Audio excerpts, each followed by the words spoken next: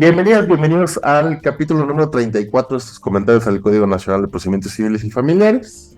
Y en el capítulo de hoy nos toca la excepción del artículo 63, fracción séptima, la cosa juzgada. ¿Qué, América? ¿Qué tenemos que decir de la cosa juzgada? Primero quiero decir, Darío me tiene secuestrada. Yo no quiero grabar y él quiere. Solo pueden pensar en procesar. Broma. No, Darío, hacemos un gran esfuerzo por, después de cumplir nuestras actividades diarias, grabar, y lo hacemos con mucho gusto. Entonces, nos gustaría saber si les sirve, Darío, que nos escriban, que si hay algún estudiante por ahí que nos diga si ha pensado ya que entonces sí le va a gustar el procesar y demás. Queremos saber, necesitan que les demos a los escuchas si les gusta lo que hacemos, si quieren que nos concentremos en hablarles de más jurisprudencia, no hablarles de teoría, lo que ustedes consideren que les es más útil. De todos modos, Darío va a hacer lo que quiera, pero sí sería útil que nos dijeran de qué va esto. ¿Estás de acuerdo, Darío? Ya hecho mi comercial. Pues la cosa juzgada, ¿de qué va, Darío? La cosa juzgada es algo bastante interesante y en apariencia bastante fácil, porque se relacionaría, digo, con lo que hablábamos de dispendencia y la conexión de la causa. Pero, es decir, ¿por qué? Porque si hay identidad de partes, de pretensiones o acciones, pero a diferencia de la dispendencia o la conexidad de la causa, que todavía no están resueltas, pues se da esas excepciones. La litispendencia, cuando hay identidad de todo, pero aún no se ha resuelto. Conexidad de la causa, puede haber identidad en alguna de las situaciones mencionadas, no en otra, pero los asuntos están relacionados. Pero cuando hay identidad, ¿y por qué digo conexidad, Darío? Por lo siguiente, porque aunque aquí nada más nos está poniendo el legislador cosa juzgada, que correspondería a litispendencia, es decir, cuando ya está resuelto el asunto, que hay todas las identidades. Si ya está resuelto el asunto, se actualiza esta excepción, cosa juzgada. Pero yo dije, se relaciona también con conexidad de la causa, y tú lo adelantaste en ese episodio. ¿Por qué? Porque jurisprudencialmente y doctrinalmente hay otra figura que se llama cosa juzgada refleja. Es decir, que no habría todas las identidades en personas y pretensiones, pero puede haber alguna identidad que la decisión del juicio ya resuelto impacte en el siguiente. Entonces es cuando se daría esta situación de la cosa juzgada. ¿Tú qué opinas, Darío? ¿O estarían limitados a la cosa juzgada, entre comillas, tradicional, y no podríamos hablar de la cosa juzgada refleja, Darío? ¿Tú qué opinas? Gracias, Erika. No, creo que como siempre dejas muy claro esto de lo que ya comentábamos al final del día. Son tres fenómenos bien relacionados: litispendencia, conexidad y cosa juzgada. Y aparece un cuarto que no está expreso en la legislación, y su construcción es básicamente jurisprudencial, que es la cosa juzgada refleja, que yo me acuerdo cuando llevé teoría general del proceso, la maestra nos decía, vamos a ver todo el código, a pesar de que no quieran o no pueden. Y sí, vio todo el código con un mal grupo, éramos un mal grupo. Y luego en el examen me empezó a hablar de cosa juzgada refleja y demás.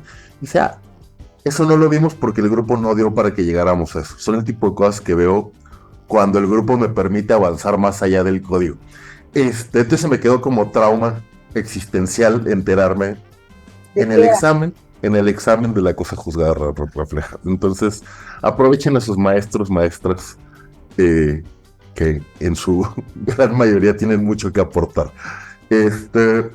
Hecho esa historia, justo parte de lo que hablábamos en el camino era como en independencia y en conexidad, la cosa común es esto que ya tú adelantaste, se trata de instancias no concluidas. De alguna u otra forma, los juicios que tienen relación, ya sea por una entidad completa o entidades parciales, conexidad.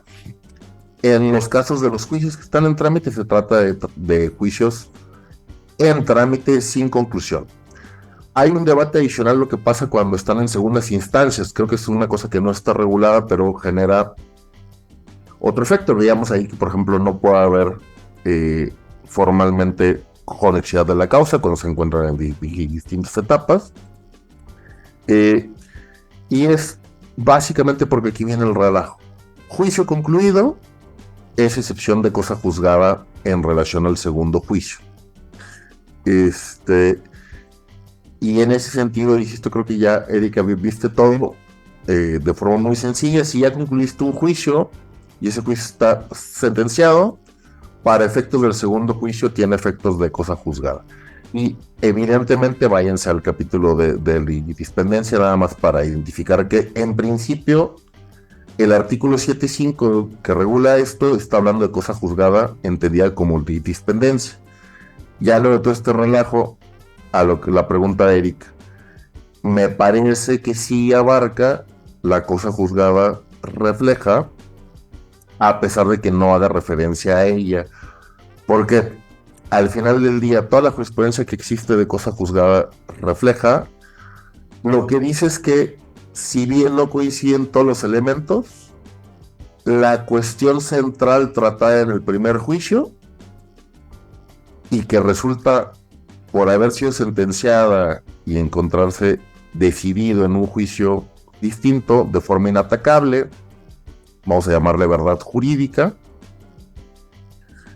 esa cuestión esencial necesariamente incide en este segundo juicio y no hay forma de caer sobre el tema. Es decir, al final del día el fenómeno de cosa juzgada refleja es una cuestión de identificación de la esencia de la cosa juzgada, donde decir, bueno, puede haber 2, 3 elementos accidentales, pero la cuestión central, como quién es el propietario, hasta dónde se extiende el terreno, quién es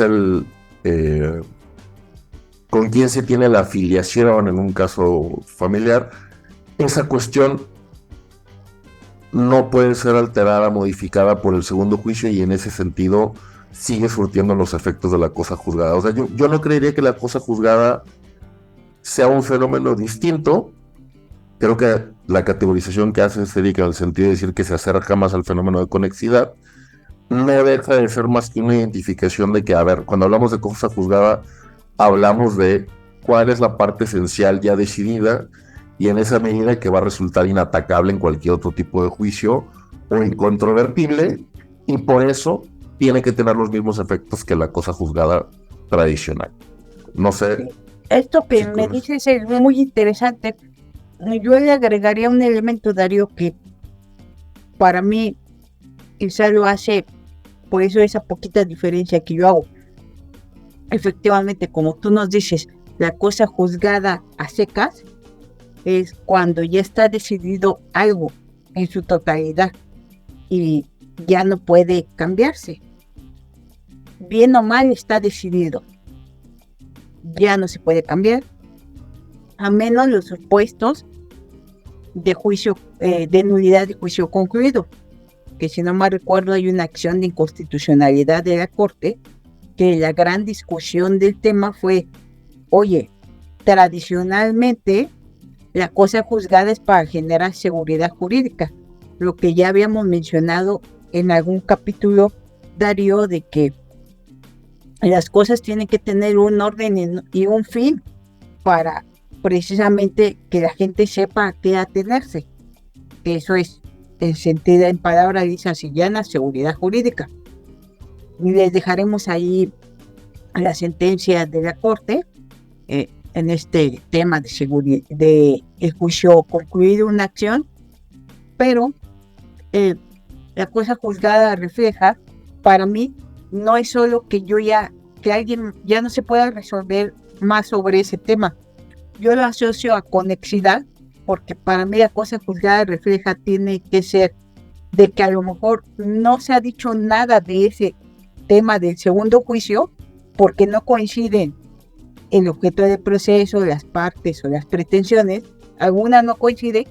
Sin embargo, aunque no se ha dicho todo, puede haber contradicción si se dice algo en el segundo juicio, contradicción con el primero, y eso puede generar inseguridad jurídica. Eso es lo que yo, por eso los asocio con conexidad de la causa, que no necesariamente es lo mismo, pero por seguridad jurídica yo ya no puedo decir algo contradictorio, porque lo que ya dije ya no le puedo cambiar, a menos que se dé un supuesto de nulidad de juicio concluido que tiene supuestos muy específicos. Entonces, por eso es mi asociación. Pero en sentido general, eso es la cosa juzgada que se tiene que ver. No necesariamente es fácil identificar cuándo refleja, porque posiblemente, así como acabo de decir, que para evitar contradicciones es posible que se pueda decir que se actualiza, también podría ser que se pueda alegar y demostrar que sí es necesario el pronunciamiento. Entonces, digamos, no hay unas reglas tan claras como para la cosa juzgada simple, que es identidad de partes, de objeto y de pretensiones o de acciones, como para poder decir este va a ser el camino que siempre se va a seguir para encontrar la cosa juzgada refleja. Es más casuística. La cosa juzgada refleja de conocimiento del expediente de ambos juicios y de un dominio casi quirúrgico de las cosas sustantivas, Darío, de la temática, porque sí es muy casuístico y hay que tener cuidado cuando digamos eso de la cosa juzgada refleja. En conclusión, si hay preguntas, no estoy muy de acuerdo con la existencia de la cosa juzgada refleja, porque puede escaparse del ámbito objetivo de la decisión y pues dependerá de las habilidades y pericias de los litigantes para defender que eso no es cosa juzgada. Entonces, eso es lo que yo tendría que decir. Si hay demasiada jurisprudencia en que se ha determinado, pero insisto, si la ley no nos dice una cuestión exacta, por ejemplo, aquí tengo una de la primera sala que pues, vamos a compartir. Dice, es decir, que puede ocurrir que guarda una vinculación muy estrecha con actuaciones derivadas de una misma cuestión jurídica, lo que exige que el órgano que conozca del proceso posterior se abstenga a lo resuelto. A mí esas situaciones cuando me dicen una estrecha vinculación,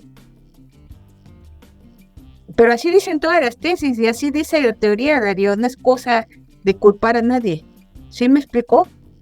Que prometo que para posteriores comentarios vamos a escribir de la cosa juzgada refleja, Darío, porque a mí siempre me ha preocupado, sinceramente, por esta situación de que no es muy clara y objetiva desde mi visión, Darío.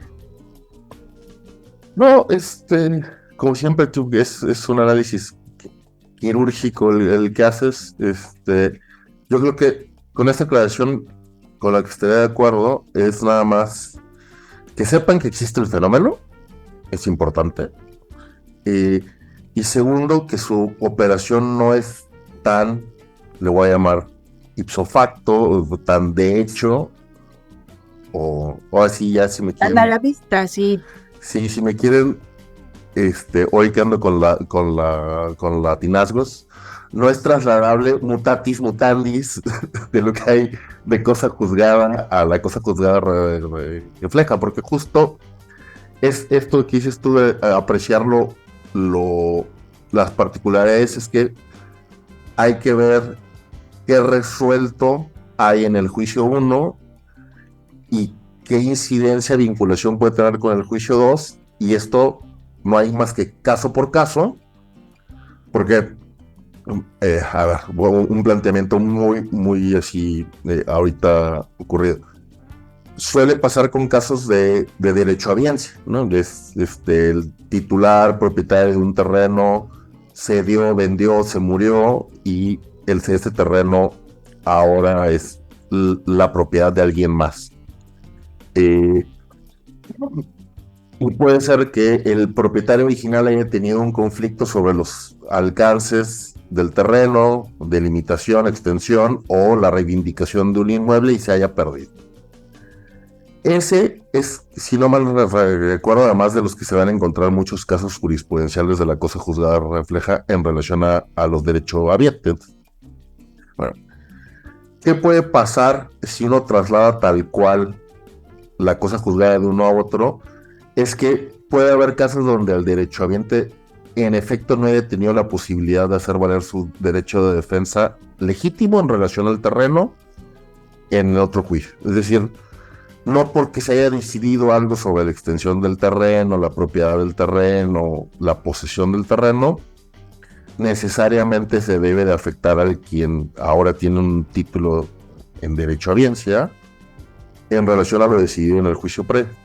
O sea, es así a muy grandes rasgos, es un caso que típicamente se presenta en juicio, que normalmente es donde aparecen estos temas de la cosa juzgada, la refleja, pero que justo hay que cuidar eh, tema de las oportunidades, los momentos en los que se hace valer la efectiva defensa de quien esté en el segundo juicio y ver que en ese sentido la causa juzgada refleja no se termine volviendo una forma Excepción, de privar a derechos a un tercero legítimo en los casos.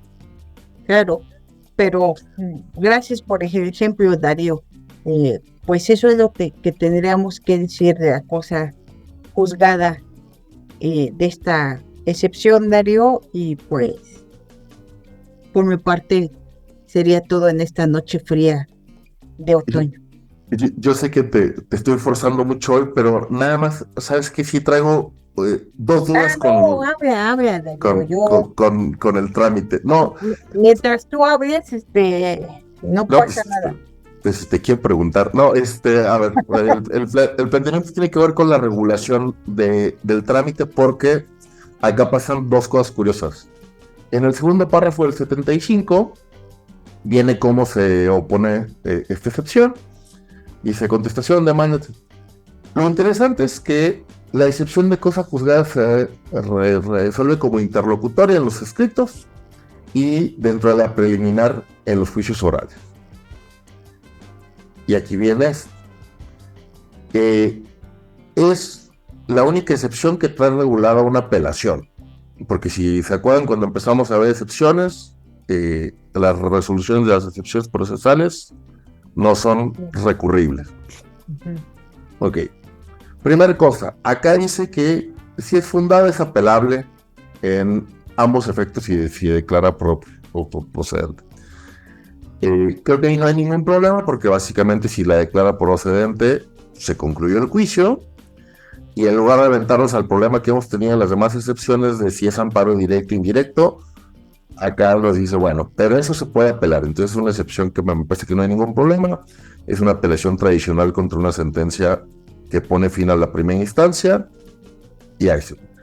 El problema está con el segundo. Si te dijeron que es improcedente, es apelable, es tu primera excepción.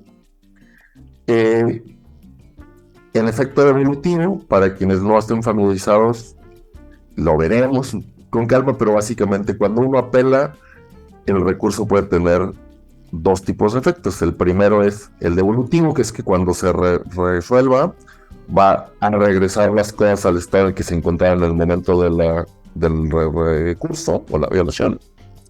Pero en ambos efectos, tiene el efecto devolutivo, pero además tiene un efecto de suspensión, que es que en el momento que se interpone el recurso, el procedimiento se suspende. Entonces, acá tenemos un primer problema, que es si fue declarado infundado, el procedimiento avanza. No, dice el efecto devolutivo de reclamación junto con la sentencia definitiva si se declara improcedente. Si lo que está impidiendo ahí es nada más que se dicte la sentencia de primera instancia hasta que se resuelva la apelación, es la primera parte. Y el segundo, que es lo más confuso, dice: en dicho caso, la autoridad jurisdiccional, desde la segunda instancia, asume plena jurisdicción resolviendo el fondo del asunto sin necesidad de reenvío a la autoridad judicial de primera instancia cuando modifique o revoque la sentencia interlocutoria.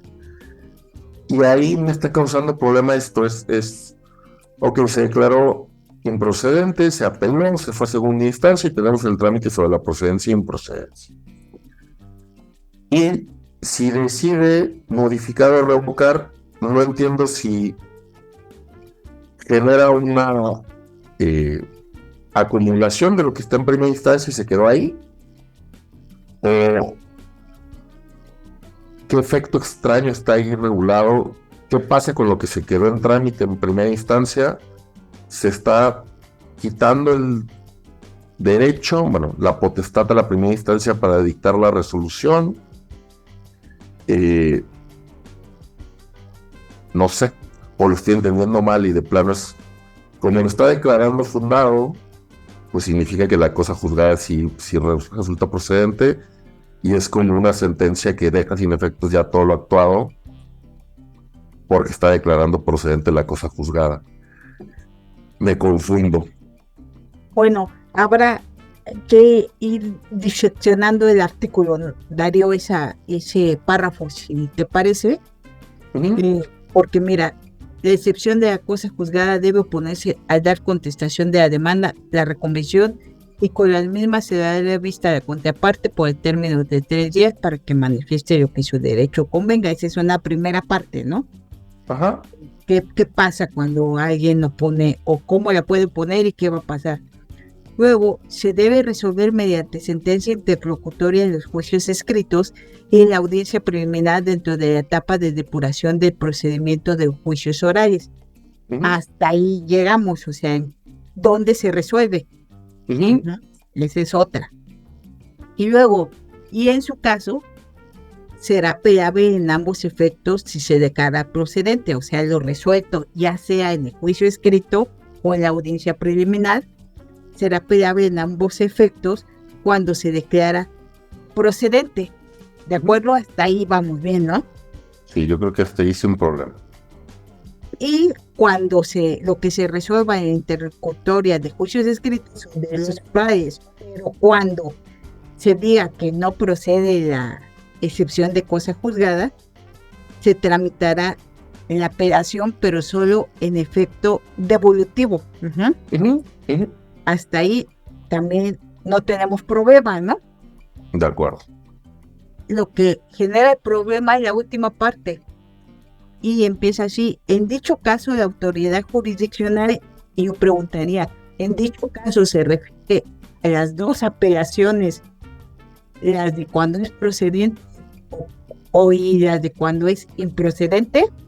O en dicho caso lo debemos entender que se refiere a la del efecto devolutivo cuando se declara improcedente? Esa última parte es: en dicho caso, la autoridad jurisdiccional asumirá plena jurisdicción, o sea, la autoridad de la apelación, ¿no? Ajá. Resolviendo el fondo del asunto sin necesidad de reenvío a la autoridad jurisdiccional de primera instancia del sistema escrito o sistema oral. Entonces, ya cuando nos dice eso, pues debemos entender que se refiere a los dos tipos de apelaciones, de cuando proceda o cuando no proceda. sea el trámite o resolución de recurso cuando éste modifique o revoque la sentencia interlocutoria combatida. Pero yo lo que pienso que te puede causar confusión, Darío, es esta parte de que se resolverá de manera conjunta con la sentencia definitiva cuando se declare improcedente, porque si se va a quedar con la jurisdicción de la apelación, pues creo que entenderte que esa es tu explicación, que si también va a resolver esa sentencia de qué va a decir sobre la sentencia que ya se dictó en el juicio. Sí, sobre el juicio que se quedó en trámite en primera instancia. Claro, o sea, ¿qué va a decidir sobre eso? Sí, es donde, o sea, en ese caso,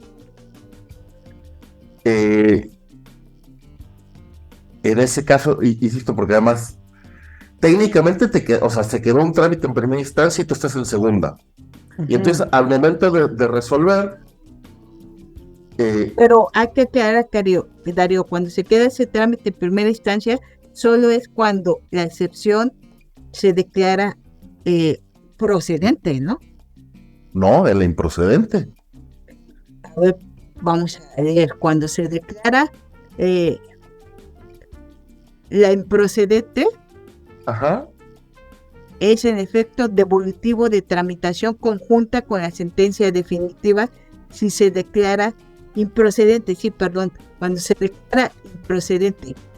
Pero como pero es apelable, pero es apelable hasta la sentencia. Hasta la sentencia, sí, por eso, pues. Ya. Sí, no, listo. La mitad de la sentencia apelable con la de fondo. Y sí. Porque como dije, no operaba la causa de la cosa juzgada, pues voy a resolver el fondo y tú tienes la oportunidad y ya tú la apelaste, si se espera ahí y ya cuando yo lo tendrá que ver el tribunal de alzada como una cuestión preliminar antes de que resuelva si está bien todos tus agravios con digamos, tu sentencia principal. Antes de ver esa, tengo que ver la de la excepción. No, claro, gracias por la disección. Es que justo el error que traía ahí era, la primera vez que lo leí, entendía que la apelación era contra la interlocutoria que lo declaraba improcedente, pero no. Si te lo declara improcedente, te vas a fondo en primera instancia, sí, y contra la sentencia de fondo, parte de lo que puede hacer valer es que declararon indebidamente infundado improcedente. Por eso es solo de acuerdo. Sí. No, listo. No, güey, ahí sí. ¿Sabes cómo eres, Darío? Bueno, pero quizá hay más gente que tenga esta misma duda. Mira, ahí está. Es para que aprendan a leer. ¿Qué gato es ese, Darío? Ese seco. Mira, hasta dijo, mi padre. Está con el regaño, ¿verdad? Así que vengo a ver el oso de mi padre. Mi padre enredando al público para ver si lee bien. No, tienes toda la razón, Darío, y también en eso hay que recordar que, digamos, estas cuestiones de las apelaciones conjuntas con las sentencias de fondo, es decir, apelo y ahí se queda tu apelación, digamos, también es algo moderno, ¿no, Darío? En el sentido de que hay recientes, digamos, de la novena época, es cuando empezó, si no me recuerdo, la Corte a hacer pronunciamientos de este tipo de apelaciones, cómo funcionaban, porque se empezaron a introducir, si no me recuerdo, en Código de Comercio, en algunas legislaciones estatales, estas apelaciones que, digamos, que se les llama intermedias, ¿no? No, Darío, procesalmente, que se quedan ahí en espera para no paralizar los juicios, ¿no? Porque sí, aquí, digamos, habría una presunción de que es correcto decir que no procede la cosa juzgada, y si hacemos que se espere, pues violaríamos el 17. Por eso, si hay una presunción de que está bien determinado que no hay cosa juzgada, vamos a dejar que avance todo y ya lo volveremos a ver. Y eso, eso respondería a muchas de mis preguntas que yo he venido haciendo, Darío.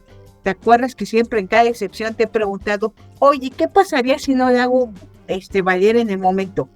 ¿La podría ver alguien de oficio, el juez o director del proceso?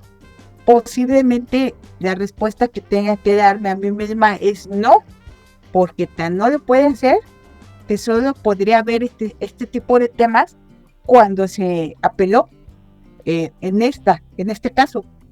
Claro. Me respondería eso, sí, Darío.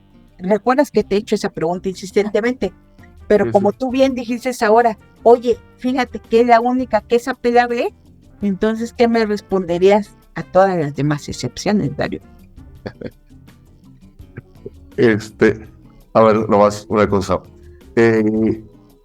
Voy a echarle un clavado a mi tesis de licenciatura porque ahí traigo el dato de justo un movimiento de reformas que se empezó a dar a finales de los 80s y durante los 90s, que fue, ya alguna vez lo he comentado por acá, fue el momento en el que se empezaron a mandar las resoluciones de las excepciones procesales a la sentencia y se eliminó mucho lo de la excepción de previo y especial pronunciamiento, que en el código, por lo que hemos comentado, creo que está bien manejado, creo que no afecta la celeridad del juicio y demás, pero hay como todo ese esquema se generó en esos años y lo que se trató de hacer fue evitar que el proceso tuviera muchas trabas y que todo se fuera Que sentando. estuviera paralizando. Creo que ahí el error en las regulaciones de los 90 es que en muchos casos las excepciones se mandaron a sentencia y entonces tenías muchos casos que se iban hasta sentencia Y innecesariamente. Imagínate, qué vergüenza para la Totalmente familia, ¿no? innecesario. Pero pues, digo, ahí nomás lo dejar como nota al margen, es lo que nos hacen en el amparo con las improcedencias en sentencia, pero ese es un tema jurisprudencial del largo calado y errores históricos de lo que algún día hablaremos, ¿no? Pero es eso. Y por eso, como comentas, es muy probable que la jurisprudencia de la novena es la que empiece a reflejar esto, justo porque se empiezan a dar los problemas en el juicio. Y de la pregunta esta, yo voy a contestar bien abogadil. Depende, no, justo creo que la respuesta general es no pueden hacerse valer después, no pueden ser hechos valer oficiosamente, salvo las excepciones que hemos comentado por acá, y en esa medida... Pues no sé, porque yo esto lo interpretaría, si es la única que me obliga que la tenga que apelar. No sé, es una reflexión, Darío. Habrá que reflexionar. A eso dejamos de tarea a los litigantes. Otra tesis más de licenciatura. Claro, porque aquí es claro, lo habíamos dicho con todas sus letras. No hay recursos, ¿no? Que hasta una escucha te hizo algún comentario, si no mal recuerdo, sobre esto de recursos, y en esta es claro, pues que nada más la cosa juzgada es la que debo apelar. Entenderíamos que, ¿por qué la cosa juzgada, Darío? Porque sería lo más violatorio del 17 llevar adelante un juicio que ya está decidida la materia. ¿Sí me explicó? O sea, eso pienso yo.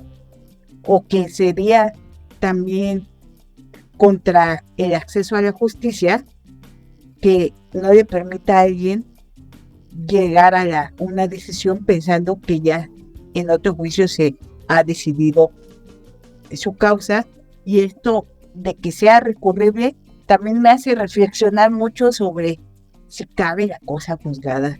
Refleja, pero no lo vamos a resolver ahora, Darío, pero sí hay que poner poquitos rojos en esto. teóricamente da para una delicia de escritura hablar de esta sola excepción, Darío, como la tenemos regulada, ¿no? Claro, y a ver, de vuelta a cuando comentamos que las excepciones procesales no es una decisión de fondo y lo que impide es el acceso a este proceso, quizá un poco en la línea de lo que comentas es acá si es apelable quizá para cuidar que no se esté dejando sin acceso a la justicia, ¿no? O sea, es porque si le dicen que no, entonces ya lo patearon y no es que va a requerir para que se dé el caso del plazo, y no es que va a arreglar el poder para que pueda demandar, y no es que le van a acumular juicios. Hay ejecuciones sobre su esfera jurídica, ¿no? Claro. Que sería difícil a lo mejor retrotraer. O sea, digamos, es para eso, pero es súper interesante esto de excepción. Ya ven cómo me llena de vitalidad, Darío, el derecho procesal.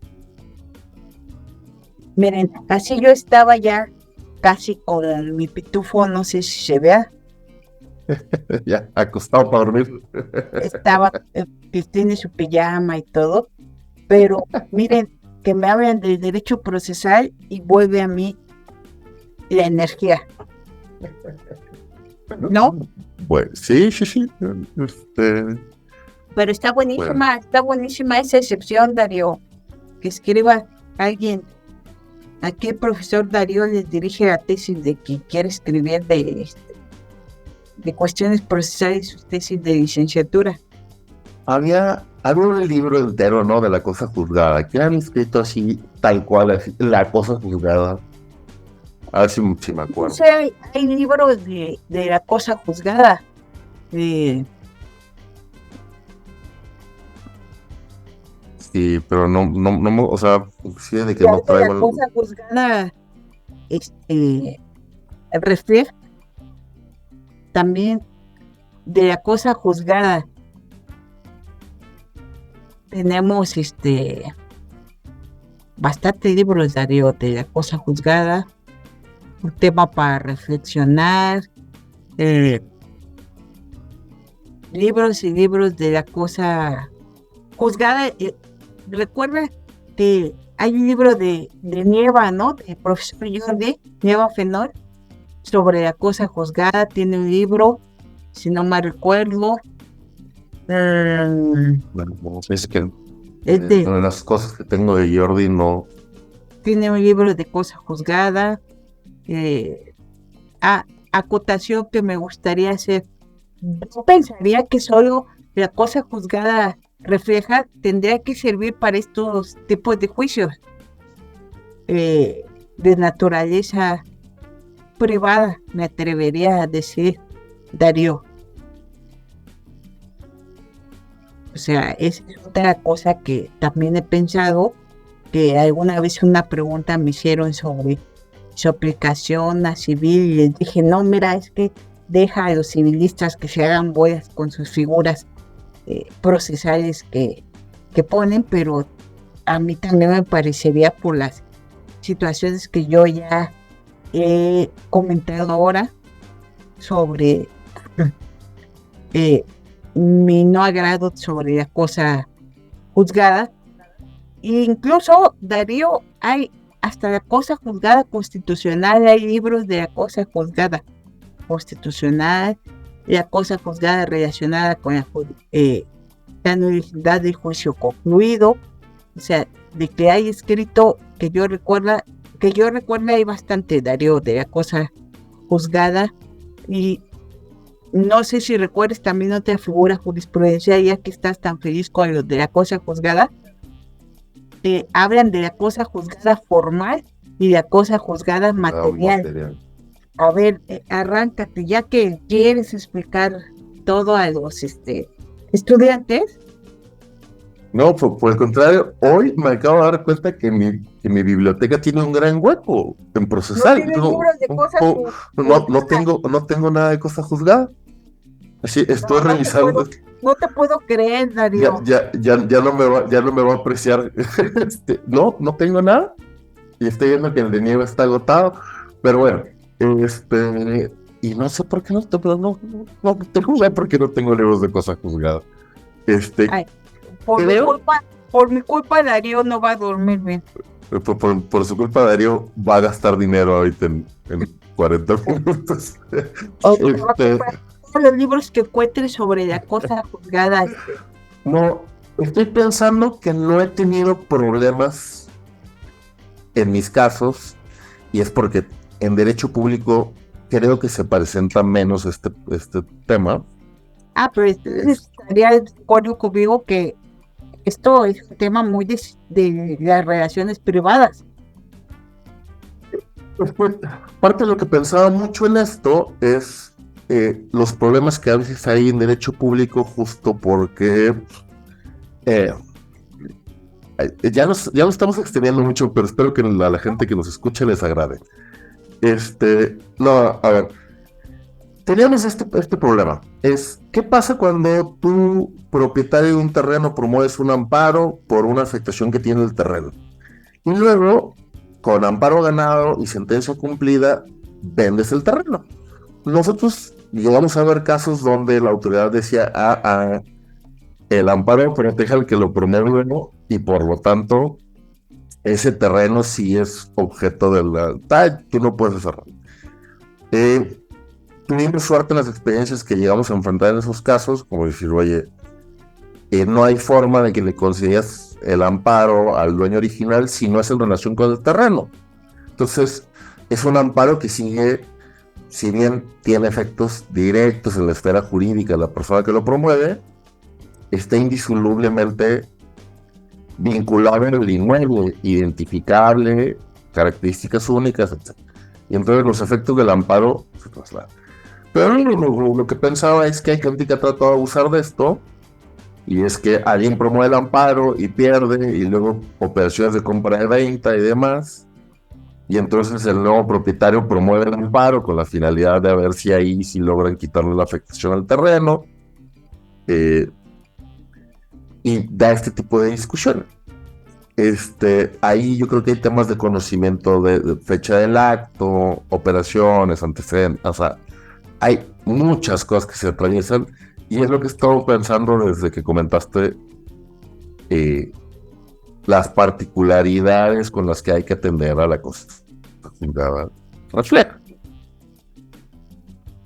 Eh, Dicho todo eso, cosa juzgada formal, cosa juzgada material, creo que era lo que me faltaba cuando expliqué por qué sentía que en la cosa juzgada refleja lo que los criterios hacen es centrarse en el intento de centrarse en el núcleo esencial de la cosa juzgada y decir, independientemente de lo resuelto alrededor de todo esto, donde puede haber temas de prestaciones, accesorios, etcétera, la parte esencial sí es intocable y demás. Y eso sería, si no mal recuerdo, el tema de la cosa juzgada material.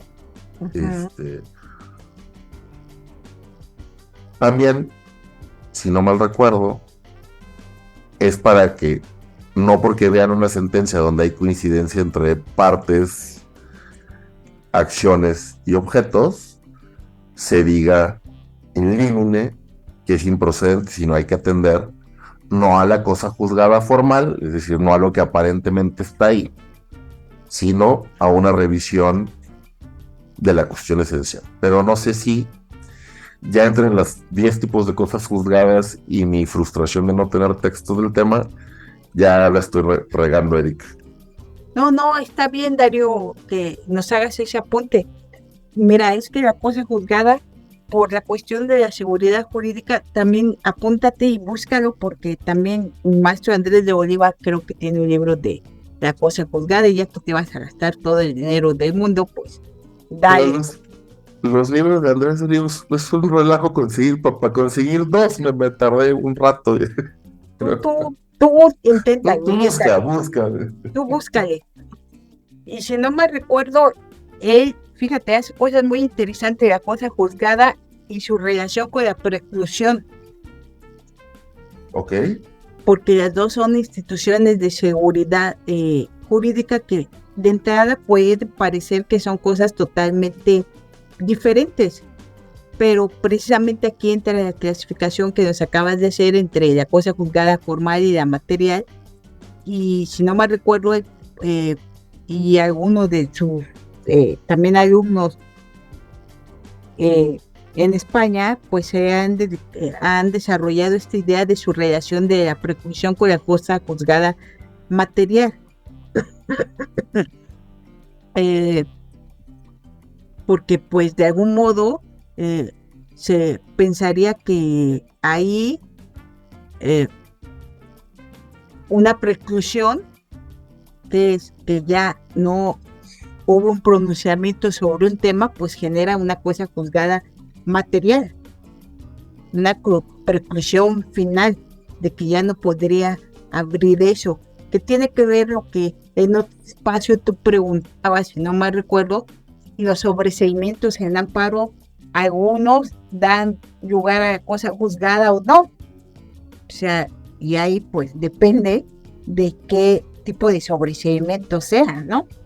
Que podría dar excepcionalmente lugar, o sea, la regla general, si no me recuerdo, en amparo es que pues el sobreseimiento no necesariamente es cosa juzgada, claro. pero podría haber supuestos en que ya manejada por esta situación, que creo, diferencia de formal y material, se tiene una cuestión práctica y de utilidad, Darío, porque quizás esta diferencia es lo que nos permitiría decir cuándo sí puede operar la cosa juzgada refleja, como bien lo explicaste. Entonces, lo que quiero decir en conclusión es que teóricamente hay bastante que explorar y leer para entender algo que parece tan simple, y sobre todo si vamos a querer apostar al uso de la cosa juzgada refleja, Darío. Eso es lo que quisiera que se nos quedara como parte importante de este capítulo. Y pues si quieres, cuando ya tengas tus libros, hacemos una cápsula especial para que sigamos hablando de la cosa juzgada, porque no queremos que Darío se sienta mal. Pero no te sientas mal, Darío, es que con eso me da razón de que, a ver, ¿cuál es? Es el de Andrés de la Oliva Santos, el curso de Derecho Procesal Civil 2. Y digo, obviamente hay varios libros que traen el tema, pero estaba viendo que justo aquí viene, en lo que iba explicando eso, el índice trae esa explicación de límites temporales, formales, materiales de la cosa juzgada. Exactamente, de la cosa juzgada. Entonces, me parece que eso no es rollo, sino sirve para esto que yo les decía. Explíquenme en qué es eso de yo les decía de la tesis, ¿no? Que dice la tesis. Guarda una vinculación muy estrecha. Eso, todas esas cuestiones teóricas nos podrían dar un espacio para definir qué es una vinculación muy estrecha, ¿no? De acuerdo. La cuestión de qué es cosa juzgada formal o material y su relación con la preclusión. O sea, es por eso. Creo que una vez más recomendaré que lean al maestro don Andrés de Oliva Santos, porque me parece que el profesor es muy claro en no dar así definiciones que no nos diga nada, ¿no? Todo. Y entonces, pues, si gustas, Darío, luego hacemos una cápsula especial sobre los textos, porque hemos ido recomendando, Darío, pero quizás, no sé si te gustaría que seamos cápsulas especiales sobre textos de procesal que pudiéramos ir recomendando y por qué lo recomendamos. Creo que estaría buenísimo, pero avancemos con el código.